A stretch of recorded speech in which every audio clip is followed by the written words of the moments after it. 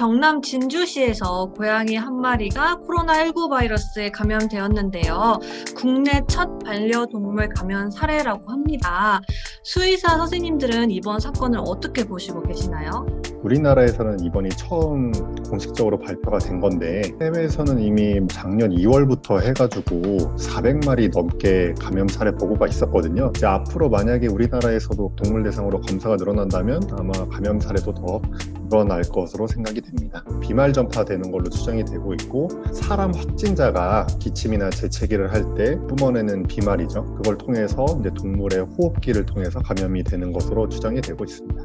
감염된 반려동물이 사람에게 바이러스를 재전파시킬 수도 있나요? 외국에 있는 한 밍크 농장에서는 감염된 밍크가 사람한테 또 재전파를 시킨 사례도 있다고 하더라고요. 실제로 이게 밍크에서 사람으로 전파됐다 하더라도 농장에서 대량으로 사육하는 환경이었잖아요. 그래서 이제 반려동물과는 상황이 다르기 때문에 요 사례 하나만으로 반려동물이 사람에게 전파시킬 거를 우려하실 필요까지는 없을 것 같습니다. 개, 고양이가 감염된 사례가 보고된 게 83마리인데 이 모두가 다 사람이 반려동물에게 감염을 시킨 경우입니다. 반려동물이 현재까지 사람에게 코로나19 바이러스를 전파시킨 사례는 없어요. 부인이 확진 양성 판정이 나면 당연히 반려동물도 검사를 해야 될까요? 우리나라는 이번에 반려동물 감염 사례가 처음 보고되는 바람에 어떤 체계가 아직은 없어요. 근데 이제 홍콩이나 일부 국가는 확진자가 나오면 그분이 기르는 반려동물을 무조건 검사를 하고 있거든요. 사람보다 아직 감수성이 좀 낮은 것 같고 또 증상도 심하지 않고 또 사람에게 전파를 안 시키는 걸로 알려져 있기 때문에 반려동물을 꼭 다 전수 검사해야 되는지 안 해야 되는지는 좀 정부가 판단을 잘 해야 될 것 같고요. 아직까지 우리나라는 뭐 그런 기준은 없습니다.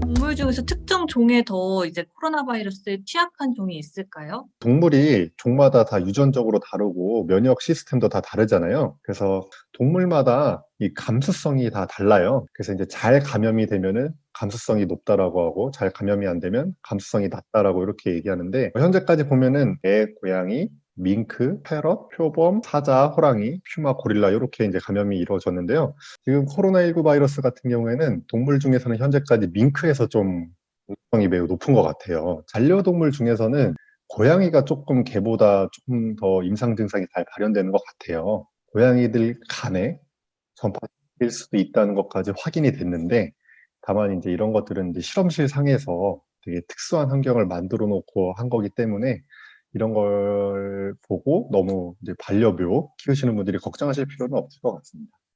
확진이 되면 동물들한테는 어떤 증상이 나타나나요?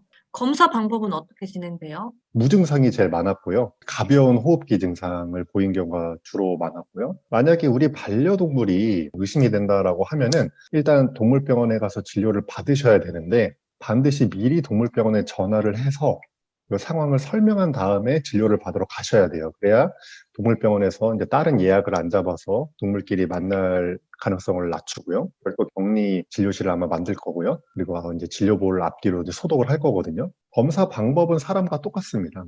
면봉으로 이제 구강, 비강 같은 데서 샘플을 채취해서 검사를 하게 됩니다. 항원 검사 키트가 있고요. 이걸로 변이 검사를 할 수 있고, 확진을 위해서는 이제 PCR 검사를 해야 되는데, 그 농림축산검역본부라는 곳에서 동물 코로나19 바이러스 확진 검사까지 하고 있습니다.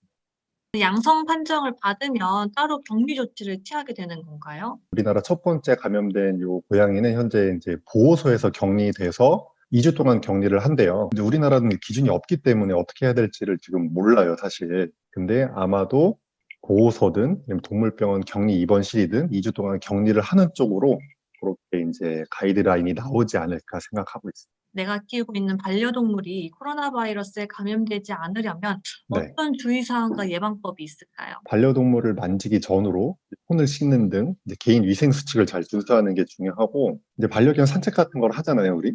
근데 이때도 반려동물도 사회적 거리두기를 하는 거죠. 산책 나가면서 다른 개랑도 놀게 하고 뭐 반려견 놀이터도 가고 뭐 유치원도 가고 이랬다면은 이제 코로나가 좀 잠잠해질 때까지는 산책을 하더라도 다른 사람이랑 다른 동물과 마주치지 않도록 산책을 하면 좀 좋을 것 같아요.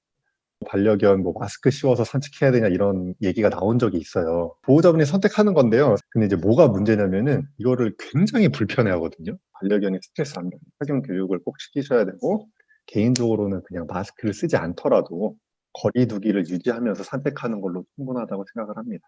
사람한테 줄 백신이 아직 확보된 건 아니지만 반려동물도 백신을 맞아야 될까요?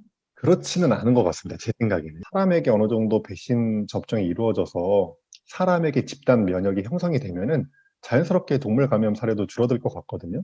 그래서 이 동물까지 백신 접종을 하지 않더라도 사람 백신만 접종이 잘 이루어지면은 괜찮을 것 같습니다.